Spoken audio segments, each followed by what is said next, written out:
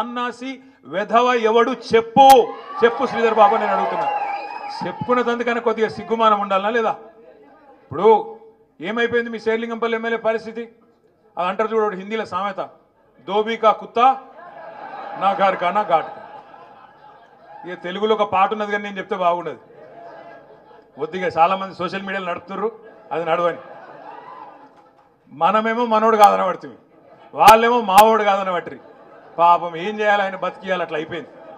నన్ను అన్నాడో రోజు మా సబితక్క సునీతక్క నా వెనక కూర్చున్నారు, నేను అసెంబ్లీలో మాట్లాడుతుంటే ముఖ్యమంత్రి అంటాడు, ఇగో ఆ అక్కలను నమ్ముకుంటే నీ బతుకు జూబ్లీ బస్ స్టాండ్ అవుతుంది అన్నాడు. నన్ను ఏదో అక్కలను ఇన్సల్ట్ చేసుకుంటా, ఆడబిడ్డలను అవమానించుకుంటా ఇష్టం వచ్చినట్టు ఒరిలిండు.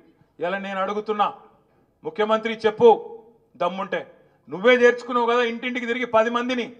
ఇలా ఏమైంది వాళ్ళ బతుకు? జూబ్లీ బస్ స్టాండ్ అయింది. ఆ 10 మంది ఎమ్మెల్యేల బతుకు జూబ్లీ బస్ స్టాండ్ అయింది. నువ్వు కాదని పడుతుంది, మేం కాదని పడబట్టి రేపు ప్రజలు కూడా చీకొడతారు, బుద్ధి పక్కా చెప్తారు. ఎందుకు భయం? ఇంటింటి తిరిగి నువ్వే చేర్చుకుంటువి, ఇలా నువ్వు కాదని పడుతుంది. ఎందుకు భయం ఎందుకు అంటే, మొన్న హైకోర్టు తీర్పుతోని గుండెల దడ మొదలైంది. ఎక్కడ ఉప ఎన్నికలు వస్తాయో, ఎక్కడ వీళ్ళందరి విషయంలో మళ్ళీ ఎన్నికలు రాక తప్పదు, వచ్చినప్పుడు ఖచ్చితంగా ప్రజలు బుద్ధి చెప్తారు. కాబట్టి వీళ్ళని ఎట్లన్నా కాపాడుకోవాలి అనే ఉద్దేశంతో పదవుల కోసం ఇవాళ నీతి బాహ్యమైన రాజకీయం ముఖ్యమంత్రి ఆయన మంత్రులు చేస్తూ ఉన్నారు.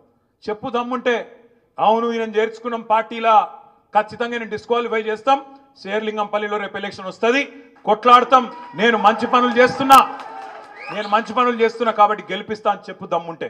అట్లా రా ధైర్యంగా ప్రజల్లోకి. అంతేగాని ఎలక్షన్లలో వస్తాయి కాబట్టి, మళ్ళీ ప్రజలు మూతి మీద తంతారు కాబట్టి, హైదరాబాద్లో చేసిందేమీ లేదు కాబట్టి, చేస్తున్నవన్నీ గబ్బు రియల్ ఎస్టేట్ పనులు దందాలు కాబట్టి, ఏదో ఒకటి చేసి ఎన్నికలు రాకుండా కాపాడుకునేందుకు నువ్వు చేస్తున్న దిక్కుమాలిన రాజకీయం ఇలా గల్లీలో చూస్తున్నారు, ఢిల్లీలో నీ పార్టీ వాళ్ళు కూడా చూస్తున్నారు. నేను ముఖ్యమంత్రి గారిని ఒకటే అంటా ఉన్నా, ఎక్కువ కాలం ఇట్లా డ్రామాలతోని, అటెన్షన్ డైవర్షన్ గేమ్లతోని ఎక్కువ కాలం రాజకీయం నడవదు, ఎక్కువ కాలం ఇదే రకమైన దిక్కుమాలిన కార్యక్రమాలు నడవవు. మీరు గమనించండి, 9 నెలల్లో ఏం జరుగుతున్నది రాష్ట్రంలో, జాగ్రత్తగా ఆలోచించండి. ఎన్ని మాటలు చెప్పిండ్రు ముసలోళ్ళకి, పెద్ద మనుషులకి. కేసీఆర్ 2000 ఇస్తున్నాడు, మేము 4000 ఇస్తాం. కేసీఆర్ అవ్వకిస్తున్నాడు లేదా తాతకి ఇస్తున్నాడు, నేను ఇద్దరికీ ఇస్తా. కేసీఆర్ అవ్వ తాతకి ఇస్తలేడు, నేను ఇద్దరికి ఇస్తా అన్నావు. ప్రభుత్వ ఉద్యోగులుంటే వాళ్ళ తల్లిదండ్రికి కూడా నేను పెన్షన్ ఇస్తా అని చెప్పినావు. ఇలా ఒక్క పెద్ద మనిషికి రాష్ట్రంలో, ఒక్క అవ్వకు, ఒక్క తాతకు 4000 రూపాయలు వచ్చిందా? 4000 కాదు, ఆ 2000 దిక్కులేవు. జనవరి నెలది ఎగ్గొట్టిండు, ఆగస్టు నెలది కూడా ఎగ్గొట్టిండు. ఆ రకంగా పెద్ద మనుషులను మోసం చేసిండు. రాష్ట్రంలోని రైతులకు చెప్పిండు ఈ మొనగాడు. ఏం చెప్పిండు? మీరు నాకు ఓటే